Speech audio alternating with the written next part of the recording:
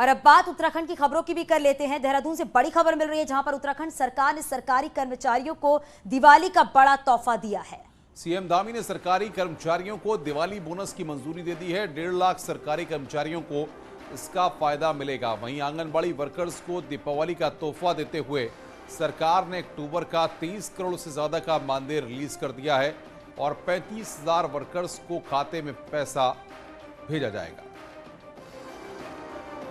तो ये बड़ा तोहफा सीएम धामी की तरफ से सरकारी कर्मचारियों को तोहफा दिया जाएगा। आंगनबाड़ी वर्कर्स को दिवाली का तोहफा जो है वो दिया जाएगा। 35,000 वर्कर्स के खाते में पैसा भेजा जाएगा। 23 करोड़ से ज्यादा का मानदेय जारी। तो 23 करोड़ से ज्यादा क्या मानदेय जारी किया गया है और इनके खातों में पैसा भेज दिया गया है। दीपांकर भट्ट हमारे संवाददाता हमारे साथ देहरादून से जुड़ रहे हैं। दीपांकर, दिवाली से पहले सरकारी कर्मचारियों को तोहफा मिला है और ये राशि उनके खातों में ट्रांसफर हो गई है। बिल्कुल अनुपम, एक बड़ी खबर है। आज मुख्यमंत्री की तरफ से फाइनल फैसला लिया गया। कैबिनेट की तरफ से मुख्यमंत्री को इस बात के लिए अधिकृत किया गया था कि कर्मचारियों को बोनस दिया जाए या नहीं दिया जाए दीपावली के मौके पर। तो मुख्यमंत्री ने आज ये फैसला लिया कि जितने भी करीब 1.5 लाख कर्मचारी जो उत्तराखंड में है, सरकारी कर्मचारी, उन सभी को दीपावली का बोनस मिला है। और इसके साथ ही साथ खास खबर ये भी है कि एक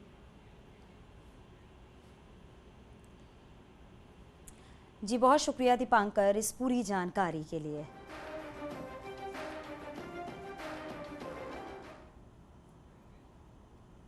बीजेपी के मंत्रियों को जनता और मुद्दों की चिंता नहीं होती और इसलिए मंत्री जिलों में नहीं जाते। बीजेपी प्रदेश प्रभारी ने मंत्रियों को जिलों में जाने को क्या कहा? कांग्रेस को मंत्रियों के काम करने के तरीके पर हमले का मौका मिल गया।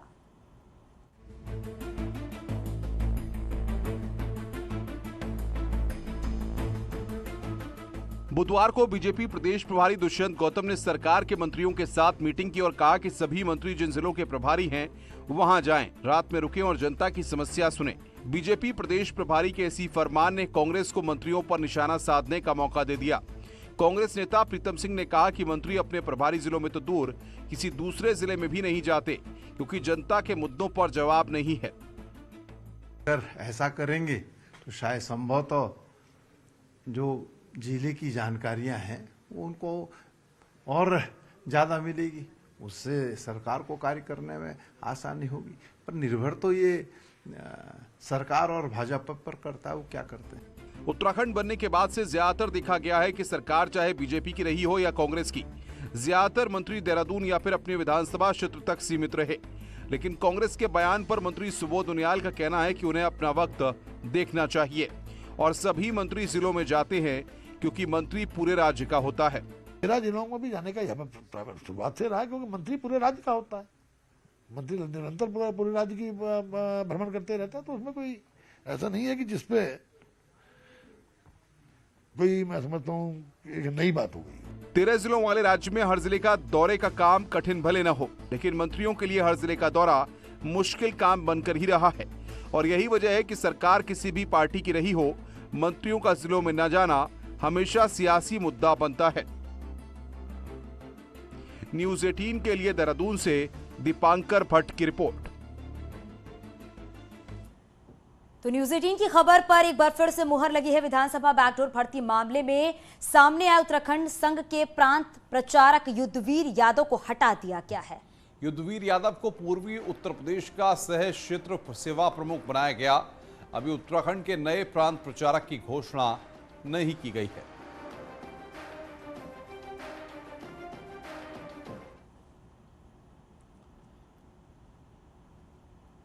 उत्तराखंड में सरकार ने साफ कर दिया है कि जो सरकारी कर्मचारी काम नहीं करेगा उसे जबरन रिटायरमेंट दिया जाएगा। परिवहन निगम और शिक्षा विभाग ने अक्षम कर्मचारियों की लिस्ट कंपलसरी रिटायरमेंट के लिए तैयार कर ली है।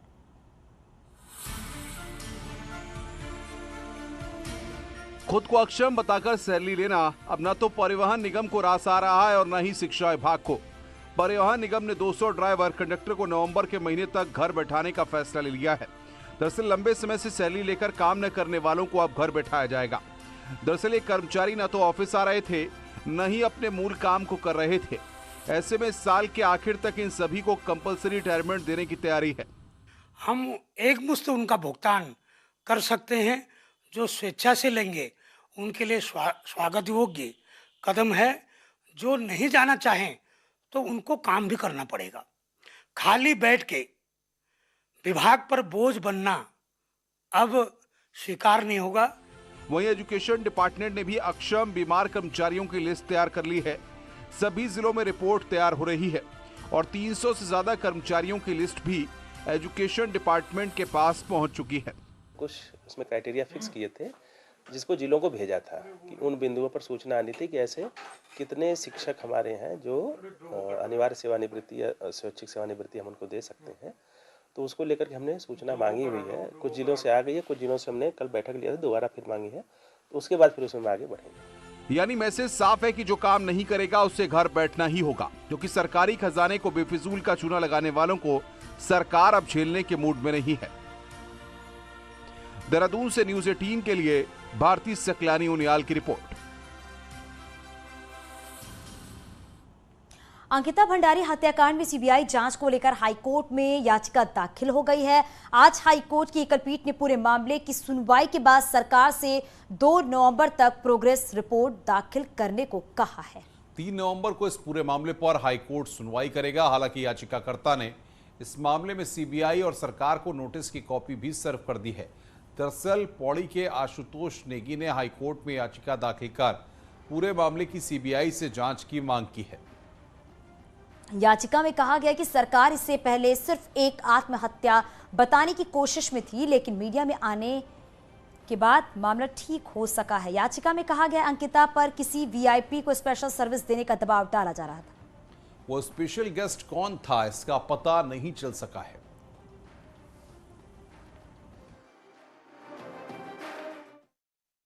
अंकिता भंडारी हत्याकांड से संबंधित आशुतोष नेगी द्वारा याचिका यहां न्यायालय में दाखिल की गई, जिसमें उसके द्वारा ये कहा गया कि उक्त हत्याकांड में जो हाई प्रोफाइल व्यक्ति था, जिसके लिए सेक्सुअल फेवर की डिमांड की जा रही थी, उसका अभी तक कोई जांच नहीं हुई तथा डीवीआर बॉक्स भी रिकवर नहीं किया गया है और जो क्राइम सीन था उसको नष्ट कर दिया गया है।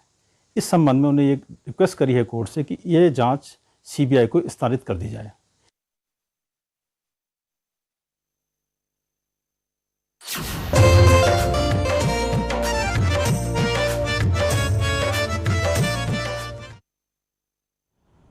दिवाली से पहले प्रधानमंत्री नरेंद्र मोदी केदारनाथ के दर्शन करने पहुंच रहे हैं और ये छठा मौका है जब प्रधानमंत्री केदारनाथ के दर्शन करेंगे। और इससे पहले प्रधानमंत्री 5 बार केदार के द्वार पहुंचे और देश की खुशहाली की कामना की, लेकिन अब की बार प्रधानमंत्री का ये दौरा बेहद खास माना जा रहा है। आप इस रिपोर्ट में देखिए।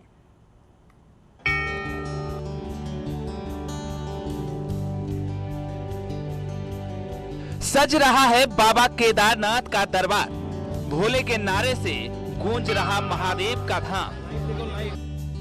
इंतजार हो रहा है शिव भक्त मोदी का। जी हां, बाबा केदार के द्वार पधार रहे हैं प्रधानमंत्री मोदी। दौरे के मद्देनजर सुरक्षा के पुख्ता इंतजाम किए गए हैं। मंदिर को फूल मालाओं से सजाया गया है। इसके लिए ऋषिकेश से 15 क्विंटल फूल मंगवाए गए हैं। प्रधानमंत्री जी का 21 अक्टूबर को केदारनाथ धाम में आगमन प्रस्तावित है, जिसमें माननीय प्रधानमंत्री जो है केदारनाथ धाम में दर्शन किए जाएंगे और उसके बाद जो उनके नेतृत्व में, उनकी प्रेरणा से जो यहाँ पे विभिन्न निर्माण कार्य चल रहे हैं उसका निरीक्षण किया जाएगा, जिसमें मंदाकिनी आस्था पथ, सरस्वती आस्था पथ आदि जगह जो जो कार्य चल रहे हैं उस पर वो निरीक्षण करेंगे। और साथ ही यहाँ पे जो हमारे कई जो श्रमिक काम कर रहे हैं आदि उनसे भी संवाद प्रस्तावित है।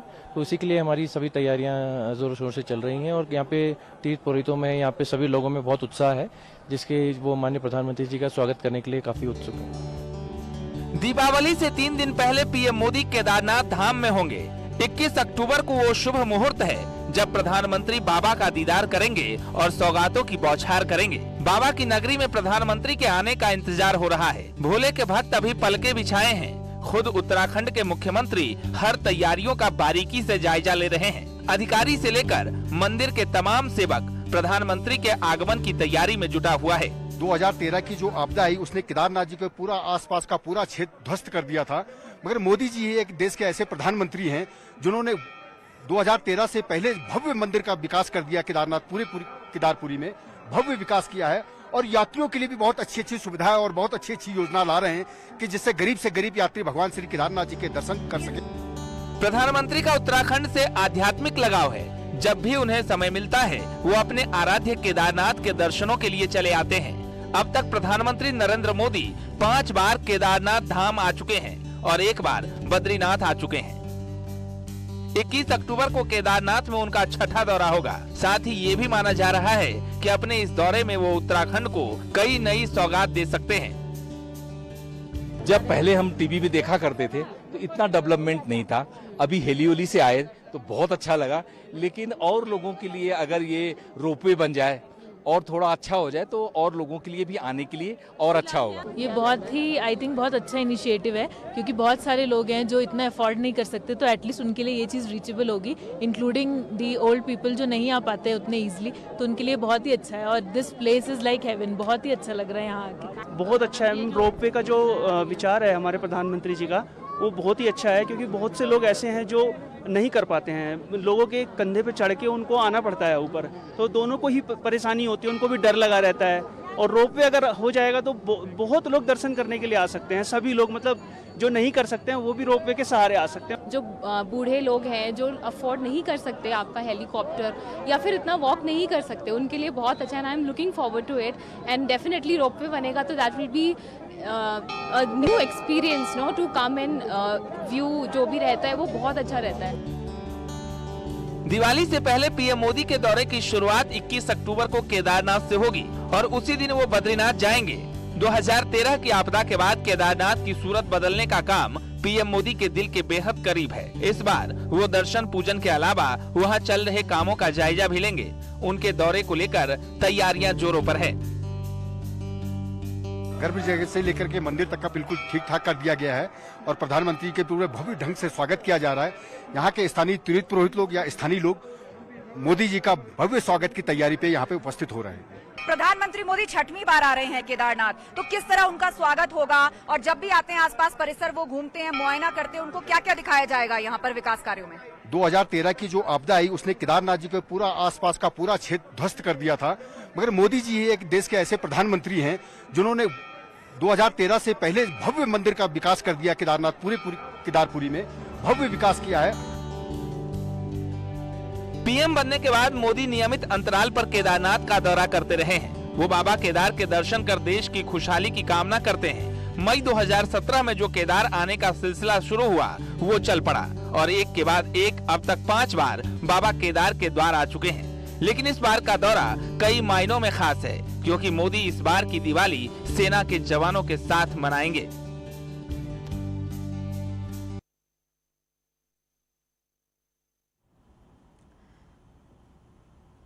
तो पीएम मोदी के दौरे से पहले केदारनाथ धाम बर्फ की सफेद चादर से ढक गया है। पीएम मोदी कल केदारनाथ धाम पहुंच रहे हैं। इससे पहले आज धाम में भारी बर्फबारी हुई है। अधिकारी व्यवस्थाओं का जायजा लेने के लिए कड़ाके की ठंड और बर्फ की फुहारों के बीच ये धाम पहुंचे और चारों तरफ बर्फ से ढके केदार धाम की रौनक देखते ही बन रही है। बद्रीनाथ धाम में अचानक मौसम बदल गया और बर्फबारी शुरू हो गई। पीएम मोदी के बद्रीनाथ धाम पहुंचने से पहले बर्फबारी शुरू हो गई है। 2 तस्वीर आप अपने टीवी स्क्रीन पर देख रहे हैं और बद्रीनाथ धाम में जगह जगह अलाव भी जलाया जा रहा है, क्योंकि बर्फबारी होने की वजह से ठंड जो है वो बढ़ गई है। पहली तस्वीर आप केदारनाथ की देख रहे हैं जहां पर भारी बर्फबारी हो रही है। हालांकि श्रद्धालु जो है बड़ी संख्या में वैसे ही वहां पर मौजूद है, उन्हें कोई फर्क नहीं पड़ता कि बर्फबारी हो रही है, मौसम खराब हो रहा है। दूसरी तस्वीर आप बद्रीनाथ की देख रहे हैं, वहां पर भी बर्फबारी शुरू हो चुकी है, यानी कि कल प्रधानमंत्री नरेंद्र मोदी पहुंचने वाले हैं। और उससे पहले आज की तस्वीर देख रहे हैं कि किस तरफ हर तरफ बर्फ की सफेद चादर नजर आ रही है।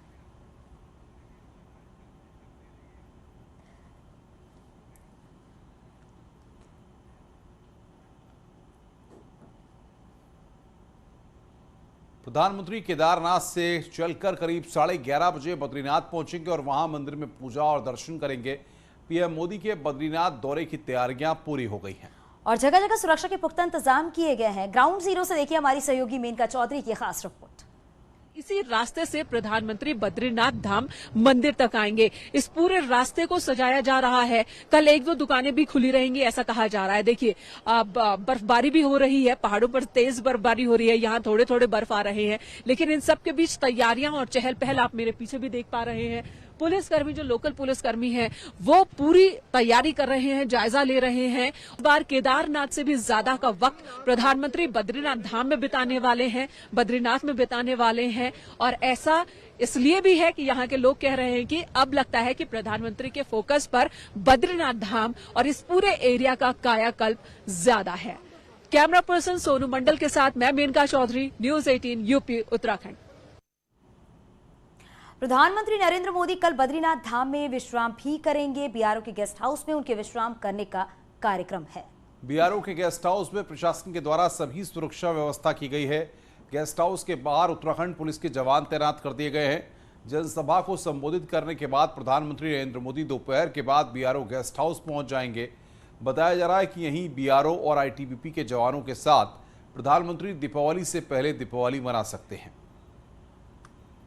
प्रधानमंत्री नरेंद्र मोदी 21 अक्टूबर को बद्रीनाथ धाम पहुंच रहे हैं और उससे पहले आप देखिए किस तरीके से उनके दौरे को लेकर जो सुरक्षा के इंतजाम करने हैं उसकी तैयारियां चल रही हैं। इस समय चमोली प्रशासन, चमोली पुलिस लगातार उन क्षेत्रों का दौरा कर रही है, उन क्षेत्रों का निरीक्षण कर रही है जहां से कल पीएम मोदी गुजरेंगे। और ये सामने आप देख रहे हैं ग्रीप का जो गेस्ट हाउस है, वहाँ पे कल रात को प्रधानमंत्री रुकेंगे, विश्राम करेंगे और यहीं पर हो सकता है कि वे जो बीआरओ के जो जवान हैं, जो सेना के जो जवान हैं, जो आईटीबीपी के जवान हैं, उनके साथ भी मुलाकात करेंगे। तो फिलहाल बताया जा रहा है प्रशासन के द्वारा कि बीआरओ के गेस्ट हाउस में कल रात को प्रधानमंत्री रुकेंगे और वहाँ पे सुरक्षा के व्यापक इंतजाम किए गए हैं। पुलिस के अतिरिक्त जवान तैनात किए गए हैं। किसी को भी बद्रीनाथ धाम में अब इधर से उधर जाने की परमिशन नहीं दी जा रही है, क्योंकि प्रधानमंत्री का दौरा है, सुरक्षा के लिहाज से भी बहुत महत्वपूर्ण है। और जिस तरीके से जो पीएमओ की टीम है वो भी इस समय बद्रीनाथ धाम में सुरक्षा के इंतजामों को देख रही है। और जो ये आप झील देख रहे हैं, ये जो शेष नेत्र झील है, अभी इस शेष नेत्र झील के आसपास जो सुरक्षा कर्मी हैं वो मुआयना कर रहे हैं। और यहाँ से बताया ये जा रहा है कि जब प्रधानमंत्री कल बद्रीनाथ धाम पहुँचेंगे तो उसके बाद यहाँ पे सुरक्षा के व्यापक इंतजाम होंगे। किसी को भी भगवान बद्री विशाल के दर्शन नहीं कराए जाएंगे। नितिन सिंहवाल, न्यूज़ 18, बद्रीनाथ धाम। महाराष्ट्र के राज्यपाल भगत सिंह कोश्यारी नैनीताल के दौरे पर हैं। वहीं राज्यपाल कोश्यारी ने कहा कि प्रधानमंत्री उत्तराखंड को खासा महत्व देते हैं और केदारनाथ के बाद बद्रीनाथ का पुनर्निर्माण हो रहा है और भविष्य में जागेश्वर धाम से लेकर बागनाथ का भी उद्धार होगा और इसके साथ ही कैलाश मानसरोवर वाले मार्ग को और बेहतर किया जाना है। और सबसे अच्छी बात यह है कि माननीय प्रधानमंत्री जी इस हमारे उत्तराखंड के प्रदेश को इतना अधिक महत्व दे रहे हैं कि वो पिछले जब से प्रधानमंत्री बने हों अनेकों बार केदारनाथ और बद्रीनाथ आए हैं। पंतनगर में जीबी पंत एग्रीकल्चर यूनिवर्सिटी द्वारा आयोजित 4 दिवसीय मेले का समापन हो गया है। लेकिन आखिरी दिन किच्छा विधायक तिलकराज बेहड़ ने यूनिवर्सिटी प्रशासन पर उनका अपमान करने का आरोप लगाते हुए कांग्रेस कार्यकर्ताओं के साथ गांधी हॉल के मुख्य गेट पर धरना दिया, जिससे यूनिवर्सिटी प्रशासन में हड़कंप मच गया है। बेहड़ ने कहा कि किसान मेले में पहली बार गलत परंपरा डालते हुए क्षेत्रीय विधायक को आमंत्रित नहीं किया गया। 16 तारीख को आपको 17 को आना है, तो मैंने कहा 17 को मैं राष्ट्रीय अध्यक्ष का हमारा चुनाव है, मैं बाहर हूँ, मैं 17 के बाद आऊँगा जब आप बुलाएंगे। तो इन्होंने मुझे नहीं बुलाया और आज समापन जो है लाल कुआं का विधायक कर रहा है, जबकि क्षेत्रीय विधायक होने के बाद आप बाहर के आदमी को बुला रहे हो नए विधायक पर। मैं 5 बार का विधायक हूँ और मुझे यहाँ पे अपमानित किया जा रहा है। उधम सिंह नगर के रुद्रपुर में रहने वाले चंद्रकांत बगोरिया ने यूपी पीसीएस के घोषित नतीजे की मेरिट लिस्ट में टॉप 5 में जगह बनाई है।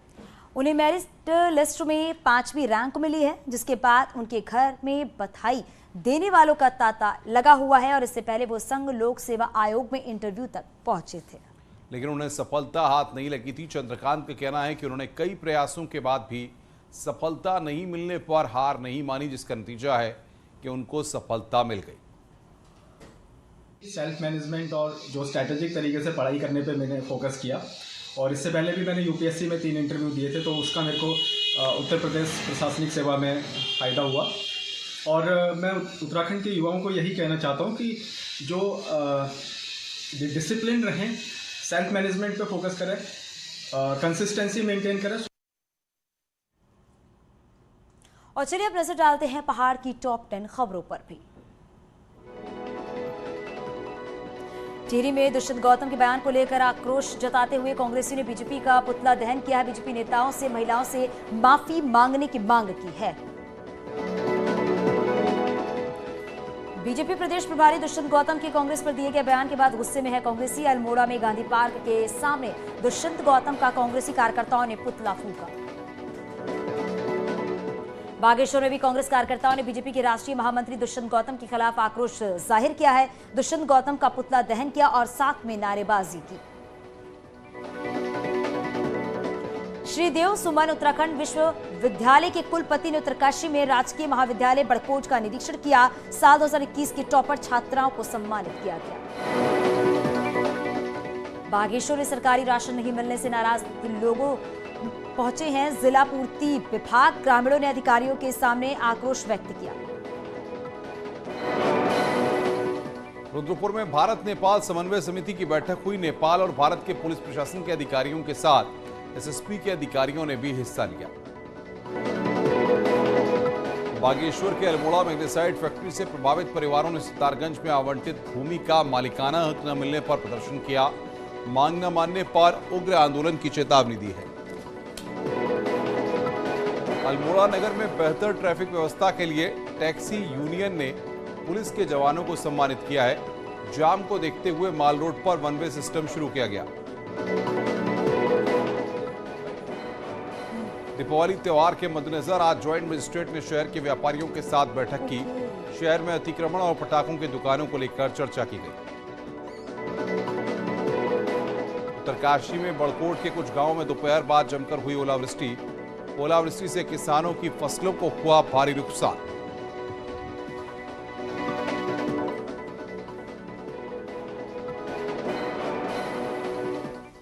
और यहां रुकेंगे छोटे से ब्रेक के लिए। ब्रेक के बाद देखिए महाबहस समित गर्ग शुक्ला के साथ। केदार बद्री के द्वार